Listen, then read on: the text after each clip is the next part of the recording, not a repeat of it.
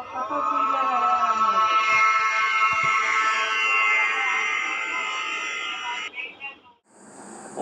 सरस्वती महाभागे विद्ये कमललोचने विद्यारूपी विशालाक्षी विद्यां देहि नमोस्तुते।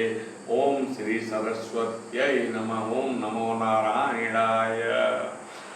मित्रों, आज मैं संगठा प्रसाद मिश्र शिव शक्ति ज्योतिष की तरफ से आप आज ज्योतिष के आधार बिंदुओं की तरफ आपको ले जाना चाहता हूँ कि ज्योतिष की शुरुआत कहाँ से होती है। सबसे पहले हम कुंडली में अनेक 12 भावों को एवं 12 राशियों के बारे में चर्चा करेंगे। तत्पश्चात ग्रहों और नक्षत्रों की चर्चा करेंगे, क्योंकि कुंडली में ग्रह, नक्षत्र, राशि और भाव का अपना महत्व होता है।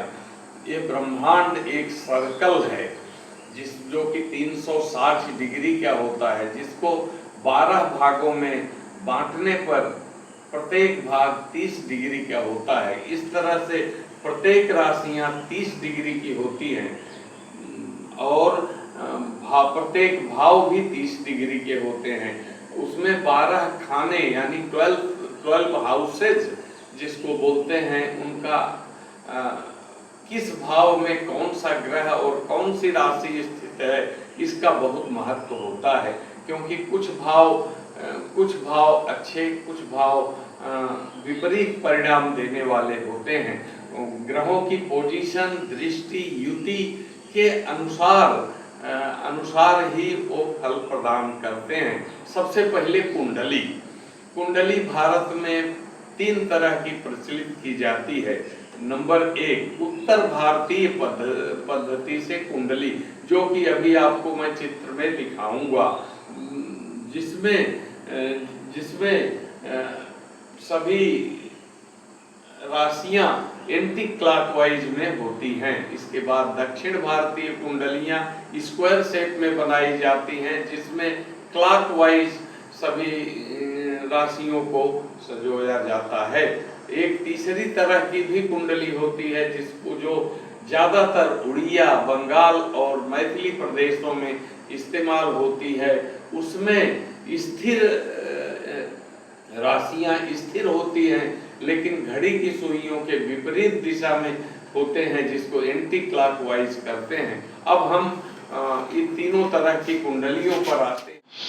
हाँ, ये उत्तर भारतीय कुंडली है, जिसमें लग्न को हम प्रथम भाव में रखते हैं, जो भी राशि हो। यहाँ पर हम मेष लग्न की कुंडली बना रहे हैं, जिसमें मेष, वृषभ, मिथुन, कर्क, सिंह, कन्या, तुला, वृश्चिक, धनु, मकर, कुंभ और मीन राशियों को इस प्रकार दिखाए हैं।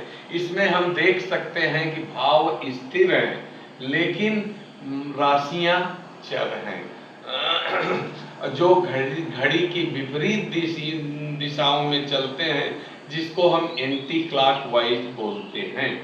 और इसके विपरीत दक्षिण भारतीय कुंडली इस तरह से होती है, जिसमें राशियां स्थिर होती हैं।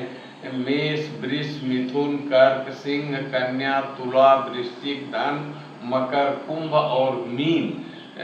इस कुंडली में राशियां स्थिर हैं और घड़ी की दिशा में यानी क्लॉकवाइज डायरेक्शन में राशियों को लग्न से आगे बढ़ाया जाता है। इसी तरह तीसरी कुंडली है, जिसमें राशियां स्थिर हैं। ऊपर प्रथम भाव में मेष, वृष, मिथुन, कर्क, सिंह, कन्या, तुला, वृश्चिक, धनु, मकर, कुंभ और मीन है, जो हमेशा एंटी क्लॉकवाइज में घड़ी की सुइयों की विपरीत दिशा में लिखी जाती हैं। हालांकि ये तीनों कुंडलियों में फलादेश एक ही तरह का होता है, सिर्फ इसमें दिखाने के तरीके अलग अलग होते हैं। इसलिए हम किसी भी कुंडली का विवेचन करने में, चाहे वो उत्तर भारतीय हो, चाहे दक्षिण भारतीय हो, चाहे उड़िया या बंगाल मैथिली कुंडली हो, हम फला देश में कोई फर्क नहीं होता। इस तरह से 3 प्रकार की हमारे देश में कुंडलियां बनाने का सिस्टम प्रचलित है। अच्छा, लेकिन अब आगे हम आज के बाद जो भी प्रिडिक्शन और गणना दिखाएंगे उत्तर भारतीय को लेकर के हम चलेंगे। सबसे बड़ी चीज राशियां, 12 राशियां होती हैं, मेष, वृष, मिथुन, कर्क, सिंह, कन्या, तुला, वृश्चिक, धन, मकर, कुंभ और मीन, जिसको इंग्लिश में एरीज, टारस, जेमिनी, कैंसर, लियो, वर्गो, लिब्रा, स्कॉर्पियो, सजाइटस और कैप्रिकॉर्न और एक्वेरियस बोलते हैं, एक्वेरियस।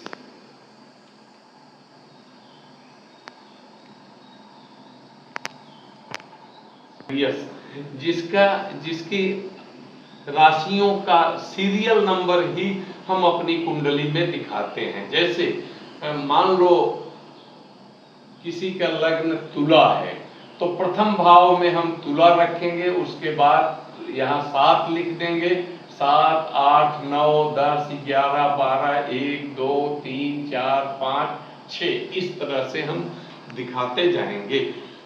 लेकिन लग्न जो होगा वो प्रथम भाव में हम दिखाते हैं, उसको दर्शाते हैं। लग्न क्या है? पूर्वी क्षितिज पर किसी जातक के जन्म के समय पूर्वी क्षितिज पर उदय होने वाले राशि को ही लग्न कहते हैं। लग्न मानव शरीर का सबसे इम्पोर्टेंट स्थान है। उसमें जो ग्रह की पोजीशन है, जो राशि है, उसके आधार पर बहुत हद तक प्रेडिक्शन किया जाता है। अब राशियां जैसा कि हम जानते हैं ब्रह्मांड 360 डिग्री का होता है, जिसको हम 12 भागों में बांट देते हैं।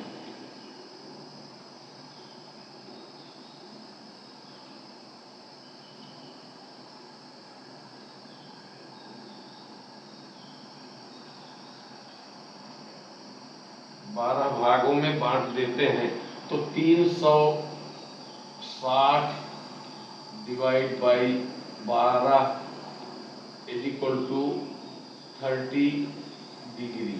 तो प्रत्येक राशि का मान 30 डिग्री होता है।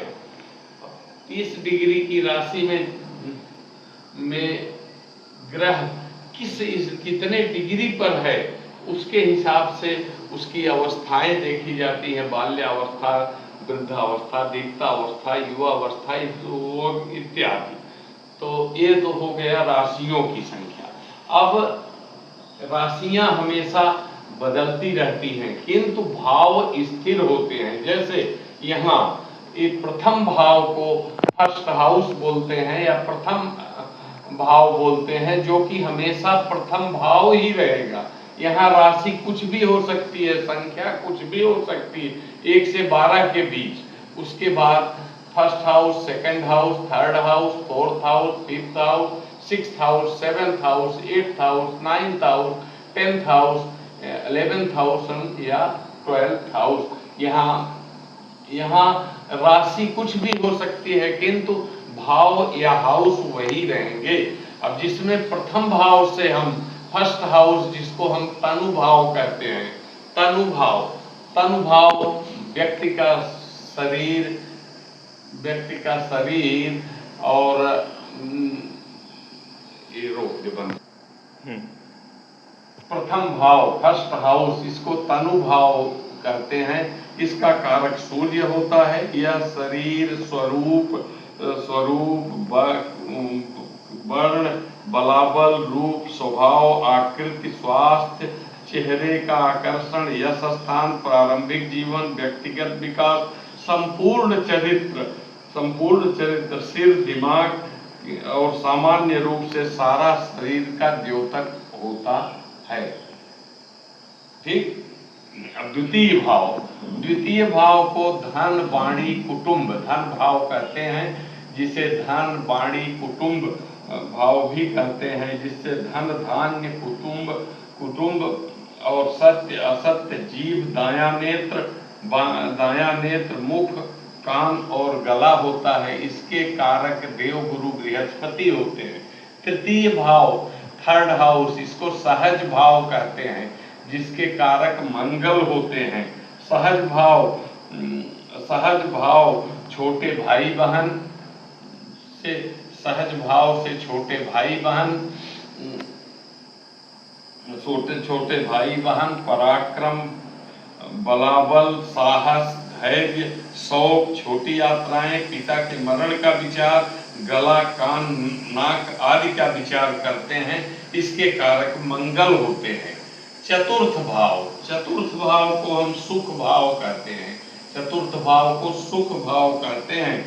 इस भाव से सुख, माता पिता, भवन, भूमि, अचल संपत्ति, मन की शांति, प्रसन्नता, वाहन, यातायात, छाती, फेफड़े, हृदय, प्रारंभिक और सुख, लग्जरी आदि का विचार करते हैं, जिसमें भूमि, भवन, वाहन और माता मुख्य रूप से इसके कारक चंद्रमा होते हैं। पंचम भाव, जिसको सुख या संतान भाव कहते हैं, सुख या संतान भाव, सुख, पुत्र भाव, संतान वृद्धि, विद्या साधना, पूर्व पुण्य, देव आराधना, देव भक्ति, गर्भ, हृदय, पेट, पाचन तंत्र, शिक्षा और संतान, इस पंचम भाव से हम देखते हैं, विचार करते हैं।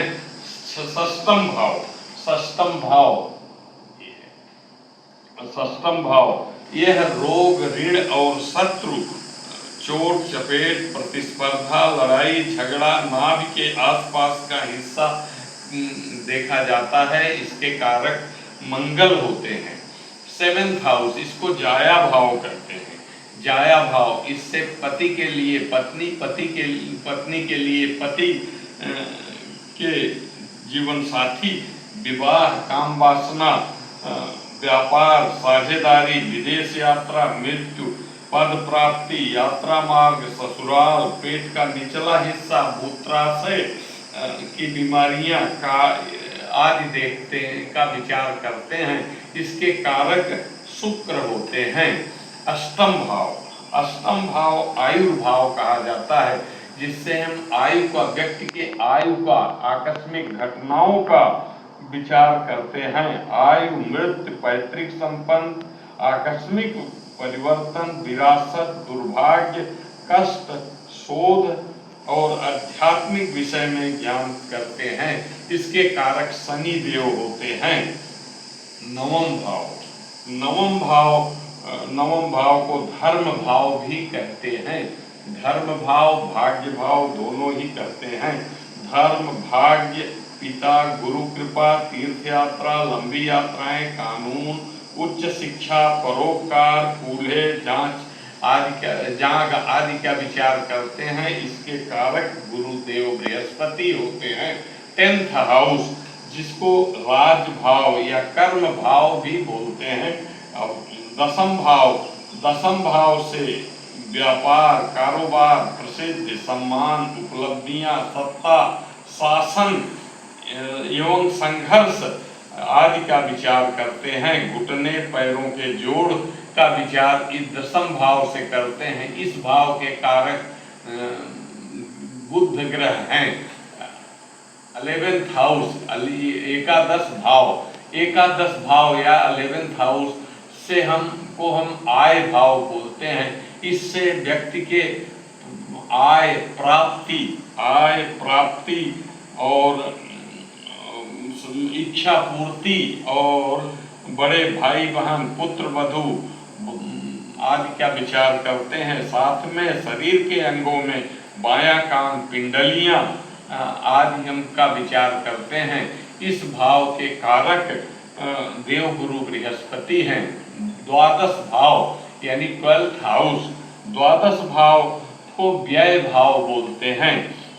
द्वादश भाव से हम व्यक्ति का खर्चे करने की क्षमता, खर्चीला स्वभाव और कारागार, व्यय, मोक्ष, शय्या सुख, विदेश, दान, पुण्य, हानि, मृत्यु, पतन, अस्पताल में रहना इत्यादि का विचार करते हैं। इस भाव के कारक न्याय के देवता शनि ग्रह हैं। इस तरह से 12 भावों का अलग अलग महत्व है। अब किस भाव में कौन सा ग्रह रहता है, शुभ ग्रह हमेशा अच्छे भावों में शुभ फल देते हैं, अशुभ ग्रह और नीच स्थितियों में रहने पर ग्रह अशुभ फल देते हैं। ये तो हो गया सभी ग्रहों का सूक्ष्म परिचय। विस्तृत परिचय आगे हम करते जाएंगे। अब ग्रहों पर आते हैं। जो हमारे ज्योतिष शास्त्र में 9 ग्रह का विचार किया जाता है, जिसमें सूर्य देवता को हम शरीर के लिए विचार करते हैं। यह सब प्रमुख ग्रह है। सूर्य को ग्रह मंडल का राजा मान का दर्जा प्राप्त है। दूसरे स्थान पर चंद्रमा यानी मून आते हैं। चंद्रमा ग्रह को हम राजसी ग्रह कहते हैं और इस ग्रह से हम इस ग्रह को रानी का दर्जा प्राप्त है। मंगल ग्रह को ग्रह मंडल में सेनापति का स्थान प्राप्त है। मंगल साहस को ज्यादा दिखाता है। बुध ग्रह वाणी, व्यवहार और व्यापार आदि के लिए मरकरी यानी बुध ग्रह को देखते हैं। बुध ग्रह को ग्रह मंडल में राजकुमार का दर्जा प्राप्त है। देवगुरु बृहस्पति ग्रह मंडल में सबसे शुभ और सबसे बड़े ग्रह हैं। देवगुरु बृहस्पति किसी तरह से भी कुंडली में हो, अगर वो अति पीड़ित ना हो तो हमेशा शुभ फलदायक ग्रह है। अब शुक्र ग्रह देव ग्रह, दैत्य गुरु शुक्र महाराज जो वीनस के नाम से भी इंग्लिश में जाने जाते हैं, ये भी गुरु हैं और शुभ ग्रह में हैं। अब शनि देव शुभ फल अशुभ फल कर्म फल के अनुसार फल देते हैं। हालांकि सूर्य चंद्रमा गुरु और शुक्र को शुभ ग्रहों की कैटेगरी में हमारे ज्योतिष शास्त्र में रखा गया है, जबकि चंद्रमा को कंडीशनल शुभ ग्रह रखा है। यानी कुछ दिनों में चंद्रमा को शुभ और कुछ दिनों में अशुभ परिणाम देने वाला माना गया है। जबकि बुध ऐसा ग्रह है जो न्यूट्रल रहता है। अगर शुभ ग्रह के साथ है तो शुभ परिणाम देता है, अशुभ ग्रहों के साथ युति होने पर वो अशुभ परिणाम देता है, जिसको हम बोलते हैं आया राम के साथ गया तो आया के साथ गया तो आया राम, गया राम के साथ गया तो गया राम। इस तरह से ग्रहों का भी सूक्ष्म परिचय दिया गया। अब राहु और केतु, हालांकि राहु और केतु का फिजिकल तौर पर कोई अस्तित्व नहीं है, किंतु इनका प्रभाव मानव जीवन पर बहुत पड़ता है। राहु केतु की अच्छी स्थिति होने से काफी व्यक्ति सफलता प्राप्त करता है, अशुभत्व होने पर उसको कष्ट मिलते रहते हैं। इस तरह से सूक्ष्म परिचय मैंने दिया। इसके बाद अब हम विस्तृत चर्चा एक एक विषय में करते जाएंगे। तो अब नक्षत्रों की तरफ बढ़ेंगे, लेकिन आज के वीडियो के लिए हमें बस इतना ही कहना चाहते हैं। और मेरी आप लोगों से रिक्वेस्ट है, आप लोगों से प्रार्थना है कि मेरे रेगुलर क्रम से आप सभी वीडियो अगर देखेंगे तो ज्योतिष की अच्छी खासी जानकारी आपको कुंडली देखने की मिल जाएगी। और लेकिन स्किप करते जाएंगे तो आपकी समझ में नहीं आएगा, क्योंकि अभी तो बेस चीज हम बता रहे हैं, आधार चीज बता रहे हैं। आगे ये गणनाएं और बाकी चीजें आने से काफी क्लिष्ट होता जाएगा। इसलिए हमारी ये आपसे प्रार्थना है कि हमारे रेगुलर आप वीडियो को देखें, शेयर करें, लाइक करें और सब्सक्राइब करें। धन्यवाद। ओम नमो नारायण।